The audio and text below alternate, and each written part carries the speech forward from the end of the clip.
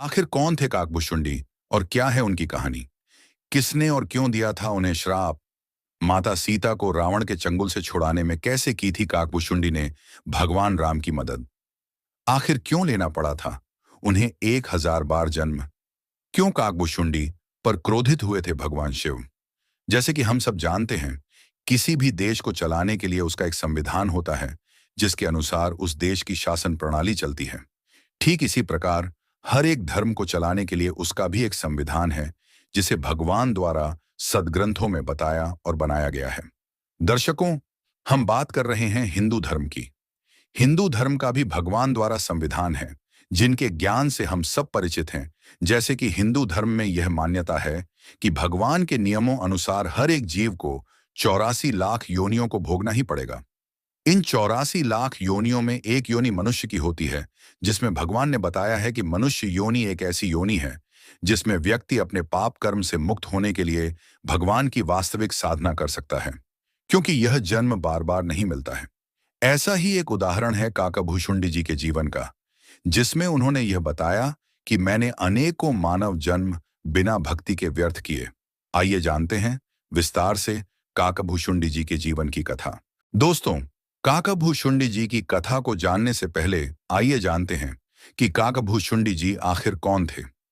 काकाभूषुंडी जी एक महान भक्त के रूप में हिंदू साहित्य में चित्रित हैं।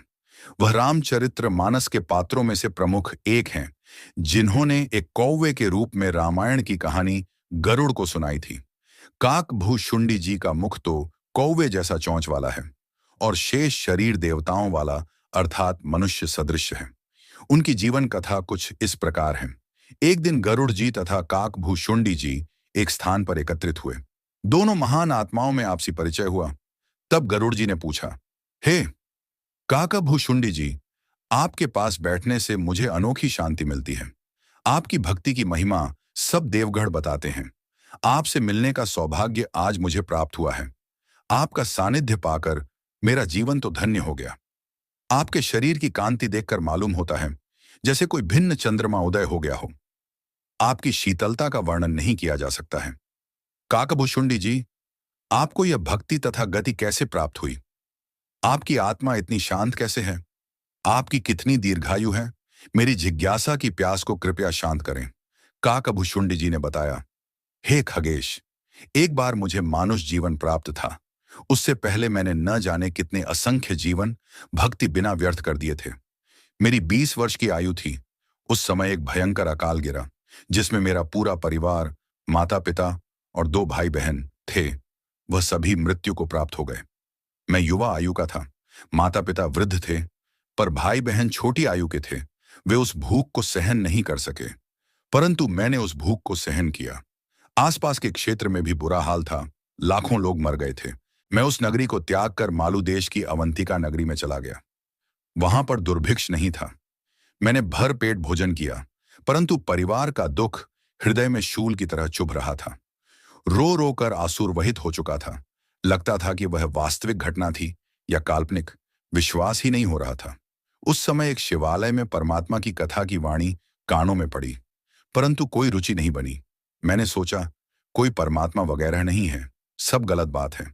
वहां से पीठ दिखाकर चल पड़ा। जब उस मंदिर के सामने से गुजरने लगा तो वहां भोजन भंडारा अर्थात लंगर तैयार किया जा रहा था। मुझे भोजन खाना था, इसलिए भोजन तैयार होने तक समय बिताने के लिए श्रोताओं में बैठ गया। पंडित जी भगवान शिव की कथा सुना रहे थे। मेरे मन में आया कि चल उठ। यहां तो सिर दर्द हो गया, लेकिन मुझे रात्रि व्यतीत करनी थी, इसलिए नहीं उठा। बाद में सब श्रोता चले गए। पंडित जी बहुत नेक तथा दयालु थे। उन्होंने मुझसे पूछा कि बेटा, आप नहीं गए? क्या आप बाहर के रहने वाले हैं? मैंने कहा कि मेरा इस संसार में कोई नहीं है, न परिवार है। मैंने अपने दुख भरी कथा सुना दी। पंडित जी की आंखें भर आईं और सीने से लगाकर बोले, बेटा, जिसका कोई नहीं होता उसका भगवान होता है। आप यहाँ मंदिर में रहो, सेवा करो और सत्संग सुनो, फिर दीक्षा लेकर भगवान की वास्तविक साधना करके अपना जीवन सफल करो। एक दिन इस संसार को छोड़कर सभी जाएंगे। यहाँ न कोई रहा है न कोई रहेगा। चिंता त्याग कर मनुष्य जीवन का मूल कार्य संभाल बेटा। मैं वहां लगातार 6 महीने तक पंडित जी के सत्संग सुनता रहा, परंतु ऐसा लगता था जैसे मेरे पर कोई असर नहीं पड़ा। पंडित जी प्रतिदिन कहते थे, बेटा दीक्षा ले, तब तेरा जीवन सफल होगा। मैं हमेशा उनसे कह दिया करता था कि मैं अवश्य दीक्षा लूंगा पंडित जी, परंतु अभी नहीं। मुझ पर मेरे पिछले पाप कर्मों का इतना दुष्प्रभाव था कि 6 महीने हरि की वाणी सुनने के बावजूद भी मेरे ऊपर कोई प्रभाव नहीं पड़ा। पर एक दिन मैंने गुरुजी से दीक्षा ले ली। गुरुजी गृहस्थ जीवन में रहते थे और जितनी भी गुरुजी की कथाएं सुनाया करते थे वह मुझे भी याद हो गई थी। वह रात में घर चले जाते थे और सुबह पूजा करने देवालय में आते थे।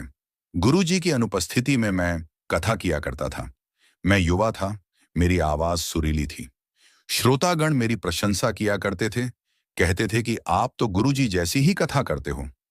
अधिकतर यही कहते थे कि चेला गुरुजी से आगे बढ़ गया, पंडित जी से भी अच्छे तरीके से कथा करता है। श्रोताओं के मुख से मैंने अपनी प्रशंसा सुनकर मैं अहंकारी हो गया। मुझ में अभिमान आ गया, जो मेरा नाश का कारण बना। एक दिन गुरुजी के आने से पहले मंदिर के आंगन में बैठा कथा कर रहा था। श्रोता खुश होकर सुन रहे थे। पंडित जी मंदिर में प्रविष्ट हुए। पहले जब भी गुरुजी मंदिर में आते थे तो मैं खड़ा होकर उनको प्रणाम व सत्कार किया करता था। उस दिन श्रोता खड़े हो गए, परंतु मैं बैठा रहा। बैठे बैठे प्रणाम कर दिया। गुरुजी महान थे, उन्होंने मेरी इस कृतज्ञता की ओर तनिक भी ध्यान नहीं दिया और सीधे भगवान शिव की मूर्ति के सामने जाकर आरती करने लगे। तभी भगवान शिव की उस समय आकाशवाणी हुई और उन्होंने बोला, हे धूर्त, तूने अपने गुरु का अपमान किया है। जिसने अपने गुरु का सत्कार नहीं किया, समझो उसने मेरा भी सत्कार नहीं किया। गुरु को इष्ट देव का स्वरूप मानकर भक्ति करनी चाहिए। मेरे लोक में तू आने योग्य नहीं है। तुझे 1 लाख वर्ष तक नरक में डाला जाएगा। इस प्रकार भगवान शिव जी ने मुझे श्राप दिया। यह आकाशवाणी सुनकर गुरु जी ने मुझे बुलाया और पूछा, ऐसी कौन सी गलती कर दी कि शिव जी नाराज हो गए। तब गुरु जी ने कहा, भगत, परमात्मा शिव जी से क्षमा याचना कर। तब गुरु जी ने भगवान शिव से विनम्र भाव से मेरे लिए क्षमा याचना की प्रार्थना की। हे भगवान, बालक है, गलती हो गई, क्षमा करो। ऐसी प्रार्थना कई घंटे तक की। तब शिव ने कहा, नरक में इसे जाना पड़ेगा। 1 लाख वर्ष तक इसको नरक में रहना ही पड़ेगा। परंतु मैंने इसके गुरु की प्रार्थना स्वीकार कर ली। मैं अपने श्राप को वापस नहीं ले सकता। मेरे आदेश से इसको यमदूत कोई कष्ट नहीं देंगे। काकभुशुंडी जी ने बताया कि मैं नरक में 1 लाख वर्ष तक रहा, परंतु भगवान शिव की कृपा से यमदूतों ने मुझे कोई यातना नहीं दी। भगवान अपने संविधान में बताते हैं कि बालक बहुत है प्यार माँ का, उससे बढ़कर शिष्य गुरुआं का। अर्थात जिस प्रकार माता को बच्चा बहुत प्रिय होता है, गुरु को अपना शिष्य माता से भी अधिक प्रिय होता है। जो शिष्य बार बार गलती पर गलती करता है, तब भी गुरु जी का प्रयत्न यही रहता है कि वह सुधर जाए, अपना मानव जीवन नष्ट न करें। इसी प्रकार गुरु जी ने भी काकभुशुंडी जी को बचाने के लिए भगवान से क्षमा याचना की। आगे काकभुशुंडी जी ने गरुड़ जी को बताया कि उसके बाद मेरा जन्म मानव का हुआ। फिर मेरी आत्मा में भक्ति का बीज पड़ चुका था। एक दिन मुझे लोमस अराशी कथा करते हुए मिले। मैं कथा सुनने लगा। उस दिन परमात्मा के सरगुण होने का प्रमाण सुनाया जा रहा था। मैंने अपनी अज्ञानता के कारण लोमस ऋषि से कहा कि सरगुण तो नाशवान है, मैं तो निर्गुण परमात्मा की भक्ति करना चाहता हूं। यदि आपको ज्ञान है तो बताओ। लोमस ऋषि ने सरगुण बिना निर्गुण को कैसे जाना जाए यह बताने का प्रयास किया, परंतु मैंने अपनी अज्ञानता के कारण उनके उदाहरण को नहीं समझा और अधिक वाद विवाद अज्ञान के आधार से करने लगा। तब लोमस ऋषि जी ने मुझे श्राप दे दिया और बोले कि तू काग चांडाल के घर जन्म लेगा। यह सुनकर मुझे बहुत दुख हुआ, परंतु मैंने क्रोध नहीं किया और फिर उनसे विनम्र भाव से क्षमा याचना की। इससे प्रभावित होकर ऋषि जी ने कहा कि मैं तेरी विनती से प्रसन्न हूं, परंतु जन्म तो तेरा काग चांडाल के घर ही होगा। मैंने ऋषि जी से प्रार्थना की और कहा कि कहीं भी मेरा जन्म हो, मुझे परमात्मा की भक्ति की भूल न पड़े। तब ऋषि ने कहा, तथास्तु, तेरे को भक्ति की याद रहेगी, हे गरुड़। फिर ब्रह्मा जी की पत्नी अपनी हंसिनी को काकभुशुंडी के पास गर्भ धारण करने ले गई। मेरा जन्म हंसिनी और काकभुशुंडी के बीच से हुआ। मेरी ऊपर की चोंच तो आप देख रहे हैं, वह काग जैसी है और शेष शरीर देवताओं जैसा है। मैं भगवान विष्णु की पूजा करता था, भगवान शिव की भी भक्ति किया करता था। काकभुशुंडी जी को पूर्ण परमात्मा के रूप में संत जी का मिलना। एक दिन एक तत्वदर्शी संत के रूप में जोगजीत नाम के संत से सानिध्य प्राप्त हुआ। मैंने पहले बहुत गलतियां की थीं, जिसके डर से मैं उन संत जी से बहुत नम्रता से पेश आया। उनके द्वारा बताया गया ज्ञान सुना। जिस ज्ञान को सुनकर मेरी आंखें खुल गईं, उस महात्मा जी ने श्री ब्रह्मा जी, श्री विष्णु जी तथा श्री शिव जी से ऊपर के परमात्मा के बारे में बताया। पहले तो उनकी सब बातें मुझे अविश्वसनीय लगीं, परंतु जब भगवानों से चर्चा की तो उन्होंने कहा कि वह परम संत हैं। वह जो ज्ञान तुझे बता रहे हैं वह तत्व ज्ञान है। जिस सत्पुरुष का ज्ञान वह तुम्हें सुना रहे हैं वह सबकी पहुंच से बाहर है। उस सत्य पुरुष की प्राप्ति करने का प्रयत्न व्यर्थ ही है। फिर मुझे यह तो देवताओं के द्वारा पता चल गया कि वह जो संत है वह वास्तविक संत है, क्योंकि देवता भी यह मानते हैं कि वह सत्य पुरुष कोई अन्य पुरुष ही है जिसका ज्ञान वह खुद भी नहीं जानते। फिर मैंने उन परम संत जोगजीत जी की बातों का विश्वास किया कि कोई परम पुरुष है और संत जी द्वारा बताया ज्ञान सत्य है और उनके द्वारा बताया गया वह सत्य पुरुष भी सत्य ही होगा। उसकी साधना करने के लिए संत जी के पास मूल मंत्र होगा। हे गरुड़! फिर मैंने उन तत्वदर्शी संत जोगजीत से नाम दीक्षा ले ली तथा उनके द्वारा बताए अनुसार उस परम अक्षर पुरुष की भक्ति करना शुरू कर दी। आज तक मैं उनके बताए नाम का जाप कर रहा हूं, जिससे मुझे आज यह स्थिति प्राप्त हुई है। दर्शकों, हमने यह सब तो जाना कि काकभूषुंडी जी का जीवन कैसा था, उनके जीवन में क्या क्या व्यतीत हुआ और वह इतने विख्यात कैसे हुए। दर्शकों, जोगजीत रूप में एक तत्वदर्शी संत का काकभूषुंडी जी को मिलना तथा उनके द्वारा बताए हुए परम अक्षर पुरुष की जानकारी मिलना। अब हम यह जानेंगे कि वह परम अक्षर पुरुष कौन है जिसके बारे में काकभूषुंडी जी गरुड़ जी को बता रहे हैं।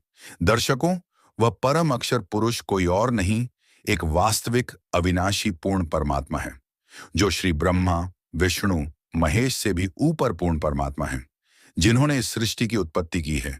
जिस पूर्ण परमेश्वर के बारे में खुद सदग्रंथ बता रहे हैं, जैसे कि श्रीमद् भागवत गीता के अध्याय 15 के श्लोक 16-17 में 3 पुरुष बताए हैं, क्षर पुरुष, अक्षर पुरुष और परम अक्षर पुरुष, जिसमें कहा गया है कि गीता जी अध्याय 15 के 16 श्लोक में कि क्षर पुरुष और अक्षर पुरुष ये दोनों प्रकार के भगवान नाशवान भगवान हैं। उसी के अध्याय 15 के 17 श्लोक में बताया गया है कि परम अक्षर पुरुष जो एक अविनाशी भगवान है। दर्शकों, वही अविनाशी व परम अक्षर सत्य पुरुष जिसके बारे में जगजीत रूप में संत जी ने काकभूषुंडी जी को बताया, ऐसे कई प्रमाण अक्षर पुरुष के बारे में हमारे सदग्रंथों में बताए गए हैं। दर्शकों, काकभूषुंडी जी ने तो उस पूर्ण परमात्मा की प्राप्ति करने के भक्ति मार्ग को जाना और अपने जीवन को व्यर्थ होने से बचाया। उन्होंने अपने जीवन में की गई गलतियों से ही सत्यता को जाना, क्योंकि वह यह जानते थे कि उन्होंने अपने असंख्य जीवन व्यर्थ किए हैं। परंतु हम सब भी आज यही कर रहे हैं। हम सब जानते हैं कि मनुष्य जीवन बहुत ही अनमोल जीवन है, जिसे व्यर्थ नहीं गंवाना नहीं चाहिए। इसी मानव जीवन में ही हम उस पूर्ण परमात्मा के बारे में जान सकते हैं जिसकी तलाश हम सबको है, क्योंकि हर एक प्राणी को पूर्ण मोक्ष की तलाश है। पूर्ण मोक्ष तो हमारा पूर्ण परमात्मा की शास्त्र अनुकूल भक्ति करने से ही हो सकता है, क्योंकि त्रिदेव तो हमें अपने योग्य अनुसार ही लाभ दे सकते हैं, परंतु पूर्ण मोक्ष नहीं दे सकते हैं। परमात्मा ने अपने सूक्ष्म वेद की वाणी में बताया है कि मानुष जन्म दुर्लभ है, मिले न बारंबारम। तरवर से पत्ता टूट गिरे, बहुर ना लागे डार। हे मानव शरीरधारी प्राणी, यह मानव जन्म बार बार नहीं मिलता। इस शरीर के रहते रहते शुभ कर्म तथा परमात्मा की भक्ति कर, अन्यथा यह शरीर समाप्त हो गया तो आप पुनः मानव शरीर को प्राप्त नहीं कर पाओगे। इसलिए आज मनुष्य जीवन में होते ही उस पूर्ण परमात्मा को पाने का मार्ग प्राप्त करो। दोस्तों, हमारे आज के वीडियो में बस इतना ही आशा करते हैं हमारे द्वारा दी गई जानकारी आपको अच्छी लगी हो। अगर आपको हमारी ये वीडियो अच्छी लगी हो तो हमारे इस YouTube चैनल को सब्सक्राइब करें और वीडियो को एक लाइक अवश्य करें। हम मिलते हैं आपसे फिर किसी नई धार्मिक वीडियो में। तब तक के लिए जय श्री राम, जय हनुमान।